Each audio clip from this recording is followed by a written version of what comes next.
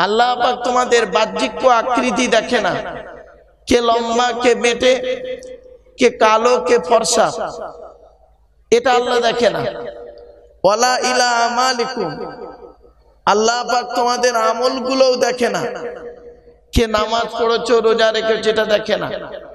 তো আল্লাহ কি দেখে? ওয়ালাকিন ইয়ানজুরু ইলা কুলুবিকুম ওয়া নিয়াতিকুম, আল্লাহ পাক তোমাদের নিয়ত দেখে, আল্লাহ পাক তোমাদের অন্তর দেখে। তো আমার বাপেরা, আপনারা নিয়তটা ঠিক করে এই মজলিসে একটু বসুন, অন্তরটা ঠিক করে একটু বসুন, তাহলে কোরআনের বাণী আপনাদের হৃদয়ে ঠিক পৌঁছাবে। হেদায়েতের মালিক কে? আল্লাহ।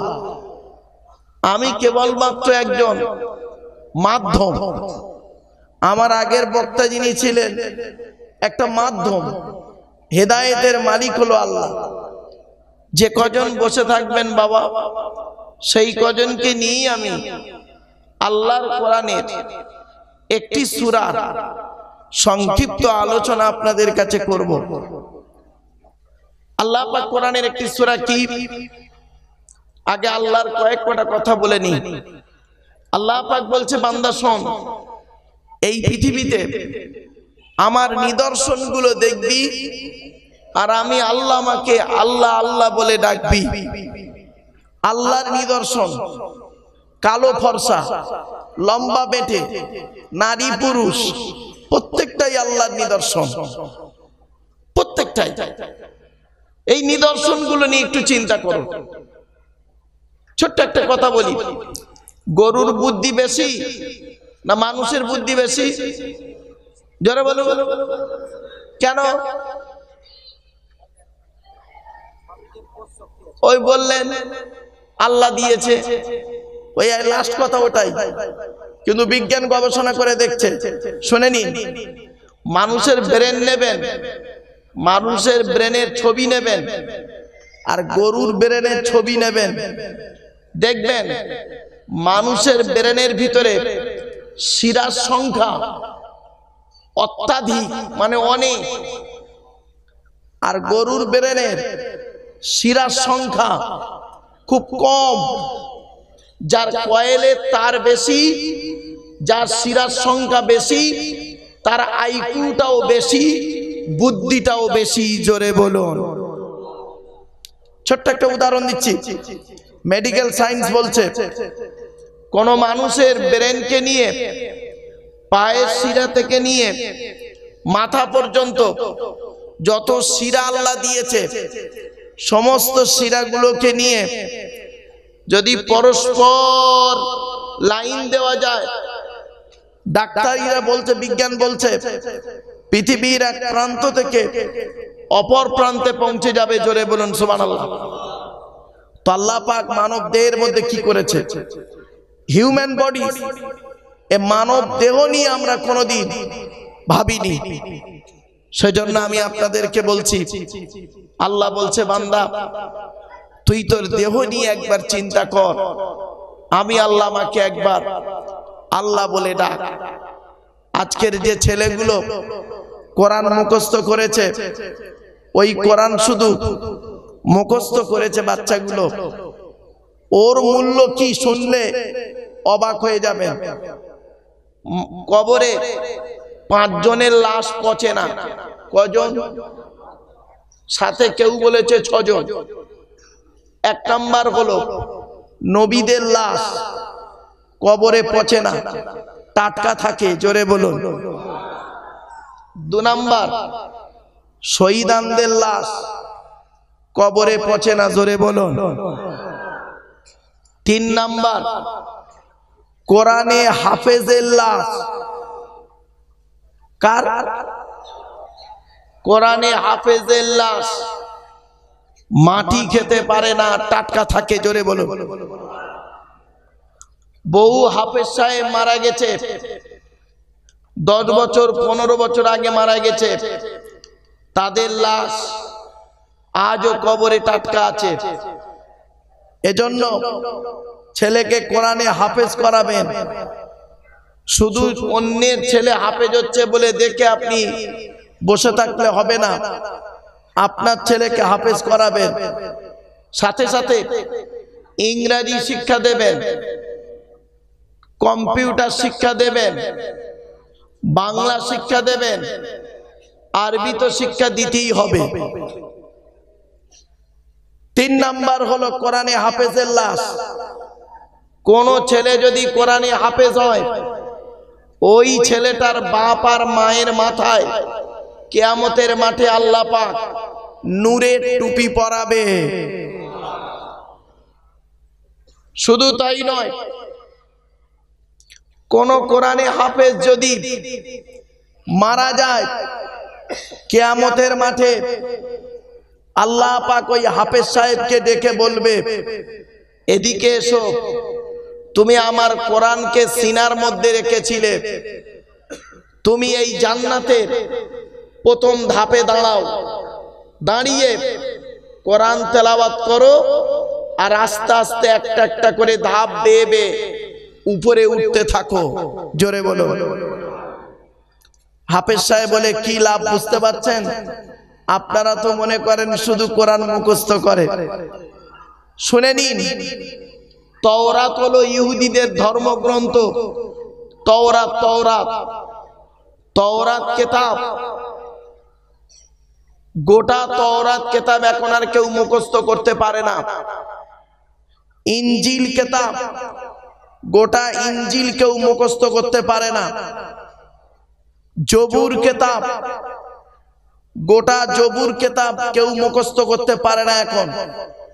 তাওরাত হলো 1000 পারা। কত? 1000 পারা।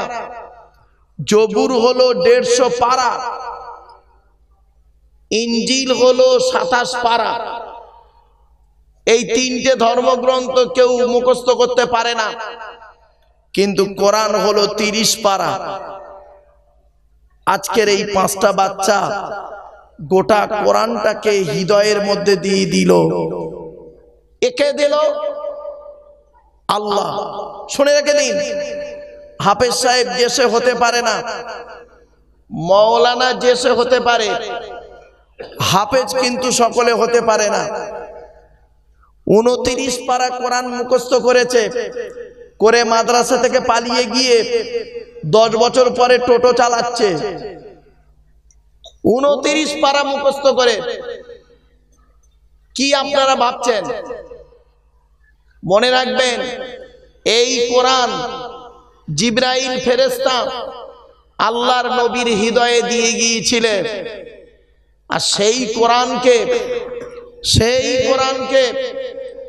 একটা বাচ্চা ছেলে বুকের ভিতরে রাখছে, মানে মনে রাখবেন, পৃথিবীর সমস্ত জিনিসের নিগুড় তথ্য রয়েছে কোরআনের ভিতরে। গোটা কোরআনটা রয়েছে একটা ছেলের হৃদয়ে। মনে রাখবেন, ওই ছেলেটার সম্মান হলো পৃথিবীর সব থেকে সম্মানিত হলো ওই লোকটি যে গোটা কোরআনকে মুখস্থ করে রেখেছে। জোরে বলে সুবহানাল্লাহ। আপনারা জানেন, আপনারা তো সব প্রধান করেন, নেতা করেন, প্রধান, উপপ্রধান, এমএলএ, এমপি, আপনারা এইসব মিনিস্টার করেন, তাই তো? শুনে নিন, এদের কি ডিগ্রি কোয়ালিফিকেশন আছে থাকে জানা আছে আমাদের। আল্লাহর নবী মন্ত্রী করতেন কাদের জানেন? শুনে নিন, আল্লাহর নবী মন্ত্রী করতেন কাদের? যারা কোরআন সম্পর্কে ভালো বুঝতেন। জোরে বলুন সুবহানাল্লাহ। সূরা বাকারাটা যদি কেউ শুরু থেকে শেষ পর্যন্ত বাংলা মানে করে বুঝতে পারে আল্লাহ কি বলছে, তাহলে ওই ব্যক্তিকে গভর্নর বানানো হতো, মন্ত্রী বানানো হতো। আর আপনারা এখন কি চলছে দেখুন, ফিলিস্তিনে যুদ্ধ হচ্ছে, আমরা দেখছি, তাই তো নাকি? আমরা এখান থেকে বসে কি করছি? হাউমাউ করছি। কিন্তু শুনে নিন, ফিলিস্তিনে যুদ্ধ হবে, ইহুদিদের সঙ্গে মুসলমানদের যুদ্ধ হবে, আল্লাহ নবী ১৫০০ বছর আগে বলে গেছেন। আল্লাহ নবী বলেছেন, শুনে নিন, আল্লাহ নবী বলেছেন ইহুদিদের সঙ্গে মুসলমানদের একটা যুদ্ধ যতদিন না হবে ততদিন পৃথিবী ধ্বংস হবে না। যতদিন না ইহুদিদের সঙ্গে মুসলমানদের একটা যুদ্ধ হবে। তখন সাহাবীরা জিজ্ঞাসা করলো, হে নবী, সেই যুদ্ধটা কাকে কেন্দ্র করে হবে? বলল, কিচ্ছু, কোনোটাই নয়, একটা জিনিসকে কেন্দ্র করে ঝামেলাটা হবে, বাইতুল মুকাদ্দাস মসজিদুল আকসাকে নিয়ে। সেই সময় তোমরা দেখবে, শুনে নিন, আজকের মারামারি হচ্ছে, ঝগড়া হচ্ছে, বোমাবাজি হচ্ছে, আর আপনারা খালি টিভিতে দেখছেন। দেখে লাভ নেই। ওই হাদিসকে নিয়ে আপনি ভাবুন, চিন্তা করুন। মুহাম্মদ সাল্লাল্লাহু আলাইহি ওয়াসাল্লাম বলেছেন, ইহুদিরা মুসলমানদের যুদ্ধ হবে, ইহুদি মুসলমানের যুদ্ধ হবে। প্রথমে মুসলমানরা মার খাবে। কিছু বুঝতে পারছেন আমার কথা? বুঝতে, এই যুবক ছেলেরা, যার চলে যাবার দরকার হবে চলে যাবে, যার বসার দরকার হবে বসবে। আমি কারোর অনুরোধ করব না, কারণ আল্লাহর কোরআন নবীর হাদিস বলবো। যার কপাল ভালো হবে সে শুনবে, যার কপাল পুড়বে সে উঠে চলে যাবে। পরিষ্কার কথা বলে গেলাম। যদি কোনো জরুরতের জন্য যায়, কোনো কারণে যদি যায়, আলাদা ব্যাপার। যদি আমার গলার টোন নিয়ে আজকের বিচার করে চলে যায়, তোমার মতো শ্রোতা আমি ঘৃণা করি, ঘৃণা করি, ঘৃণা করি। বাবা, আমি বাস্তব কথাটাই বলছি, শুনে নেন। অসুস্থ মানুষ প্রথমে চিল্লে জোরে বলতে গেলে কষ্ট হয়, তাই টুকটুক করে বলি মানুষকে। শিক্ষিত লোক যারা, তারা ঠিক বুঝবে। মূর্খ গাঁওয়ারে গুলো, মূর্খগুলো আমার বক্তব্য বুঝতে পারবে না। এজন্য আমি বলে দিই গো বাপ, খারাপ সেন্স নেবেন না।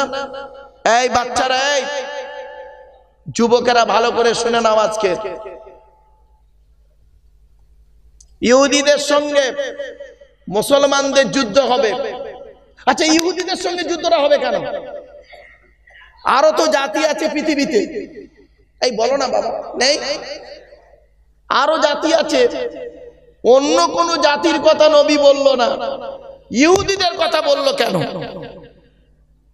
ইহুদিরা কি করেছে এমন?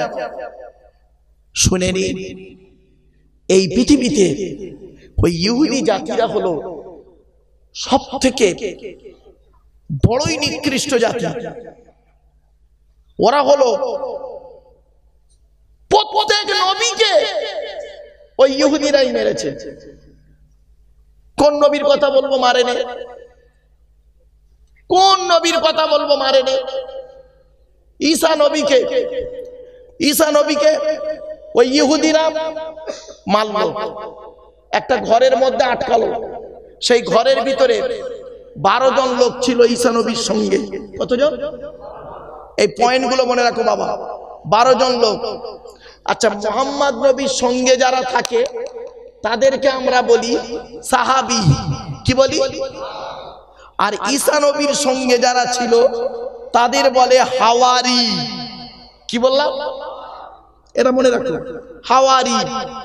তো ঈসা নবী একদিন ঘরের ভিতরে বসে আছে, সঙ্গে 12 জন হাওয়ারি আছে। 12 জন হাওয়ারি বসে আছে। এমন সময় ওই ইহুদিরা, ওই বদমাইশরা ঘরটাকে ঘিরে ফেলেছে, ঈসা নবীকে মারবে। ঈসা নবী বলল 12 জনকে, আমার চলে যাওয়ার সময় হয়ে গেছে। গোটা ঘর ঘিরে ফেলেছে। আল্লাহ, ওরা আমাকে মারতে পারবে না, আমাকে আল্লাহ তুলে নেবে 4th আসমানে। তোমাদের মধ্যে কেউ আছো আমার জন্য জীবন দেবে আল্লাহর রাস্তে? তো সকলে বলছে আমরা দিতে রাজি। প্রত্যেকেই বলছে আমরা দিতে রাজি। বললো দাঁড়াও, আল্লাহর ফায়সালার অপেক্ষা করি। এবারে করলো কি, ঘরের ভিতরে ওরা ঢুকে পড়ল। যেই ঢুকে পড়েছে, প্রচুর লোক ঢুকেছে। আল্লাহ রাব্বুল আলামিন ওই ঈসা নবীর মতো দেখতে, মুখের কাটিংটা, হাতটা, ওদের মধ্যে একজন ছিল, বাইরে যারা দলে লোক ছিল, সেও ঢুকে পড়েছে। ঈসা নবীকে আল্লাহ পাক তুলে নিলেন, কোরআনে আছে বাররাফাহুল্লাহু ইলাইহি, আল্লাহ পাক ঈসা নবীকে তুলে নিলেন। আর ওরা মনে করেছে ওই ওদের সেই ছেলেটাকে, নিজে ওদের ছেলেটা বুঝতে না পেরে বলেছে এই হলো ঈসা, এই ঈসা ধরে কে, বলছে আরে ভাই আমি তোমাদের লোক, বলে তুই ঈসা, বলে ওকে ধরে ক্রুশবিদ্ধ করে বলল আমরা ঈসাকে হত্যা করেছি। ওয়ালাকিন সুব্বিহা লাহুম, কোরআনে আছে বাবা, এর তাফসীর খুব বড়।